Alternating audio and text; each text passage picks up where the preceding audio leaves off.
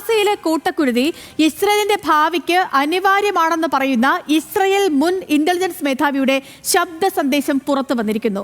October മാസം 7-ന് Hamas ആക്രമണത്തിൽ കൊല്ലപ്പെട്ട ഓരോ ഇസ്രയേലിക്കും പകരം 50 പലസ്തീനികൾ കൊല്ലപ്പെടണം. അത് കുട്ടികളായാലും പ്രശ്നമില്ലെന്നും മേജർ ജനറൽ അഹരോൺ ഹലിവ ഓഡിയോ ക്ലിപ്പിൽ പറയുന്നുണ്ട്. ഇസ്രയേലിന്റെ ചാനൽ 12 ന്യൂസാണ് ഈ ഓഡിയോ ക്ലിപ്പ് പുറത്തുവിട്ടത്. ഈ വാർത്തയുടെ കൂടുതൽ വിശദാംശങ്ങളുമായി അനുപമ ശ്രീദേവി ഇന്റർനാഷണൽ ഡെസ്കിൽ നിന്ന് ചേരുന്നു. അനുപമ, അത്രമേൽ ഹീനമായ ഒരു ഓഡിയോ സന്ദേശമാണ് ഈ പുറത്തു വന്നിരിക്കുന്നത്. എന്താണ് ഇതിൽ പറഞ്ഞിരിക്കുന്ന കാര്യങ്ങൾ?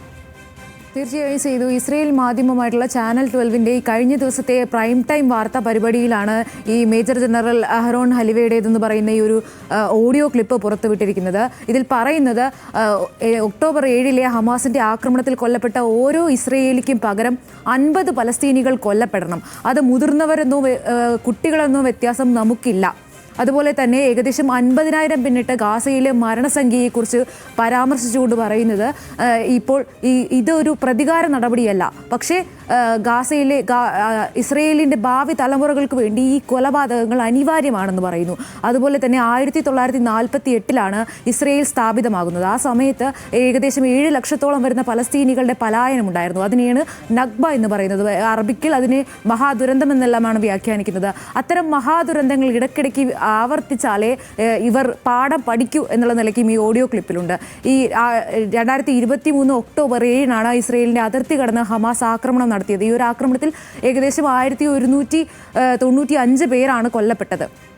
ഇസ്രയേൽ കൊല്ലപ്പെട്ടത്. അതിൽ ഏകദേശം 38 കുട്ടികളും ഉണ്ടായിരുന്നു. ആ സമയത്ത് IDF-ന്റെ ഇന്റലിജൻസ് മേധാവിയായിരുന്നു ഈ മേജർ ജനറൽ അഹരോൺ ഹലിവ എന്ന് പറയുന്നത്. പിന്നീട് 2024 ഏപ്രിൽ ആയപ്പോഴേക്കും ഈ ഒരു ഹമാസിന്റെ ആക്രമണം മുൻകൂട്ടി കാണുന്നതിലെ പരാജയത്തിന്റെ ഉത്തരവാദിത്തം ഏറ്റെടുത്തുകൊണ്ട് ആ സ്ഥാനത്ത് നിന്ന് രാജിവെക്കുകയുണ്ടായിരുന്നു. ഇക്കാര്യത്തിൽ ഈ ഒരു അന്നത്തെ സംഭവങ്ങൾ ആവർത്തിക്കുക അല്ലെങ്കിൽ ഓർത്തെടുക്കുന്ന ഈ ഒരു ഓഡിയോ ക്ലിപ്പിൽ പറയുന്നത് ഇതൊരു ദിവസത്തെ തിരിച്ചടിയല്ലെന്നും ദീർഘകാലത്തെ ഇസ്രയേലിന്റെ ഇന്റലിജൻസ് പരാജയത്തിന്റെ ഒരു ഫലമായിരുന്നു ഈ ഒക്ടോബർ 7-ലെ ആക്രമണമെന്നുമാണ്. അതുപോലെ തന്നെ ഈ ഏതെങ്കിലും ഒരു ഉദ്യോഗസ്ഥന്റെ രാജി കൊണ്ട് ഇതിനെ ഒരു പരിഹാരം കണ്ടെത്താനാകില്ലെന്നും അതുപോലെ ഈ ഒരു ഇത്രയും വലിയൊരു അതിക്രമം ഇസ്രയേലിന്റെ അതിർത്തി കടന്നുണ്ടായിട്ടും അധികാരത്തിൽ കടിച്ചു തൂങ്ങുകയാണ് പ്രധാനമന്ത്രി ബെഞ്ചമിൻ നെതന്യാഹു എന്നവർക്കുള്ള കടുത്ത വിമർശനങ്ങളും ഈ ഒരു ഓഡിയോ ക്ലിപ്പിലുണ്ട്. ഈ അന്താരാഷ്ട്ര മാധ്യമമായിട്ടുള്ള CNN അടക്കം ഈ വാർത്ത ഇപ്പോൾ റിപ്പോർട്ട് ചെയ്യുന്നുണ്ട്. അതുപോലെ തന്നെ ഇസ്രയേലിന്റെ ഭാഗത്ത് നിന്ന് ഔദ്യോഗികമായിട്ടുള്ള ഒരു പ്രതികരണവും തേടി വരികയാണ് ചെയ്തു.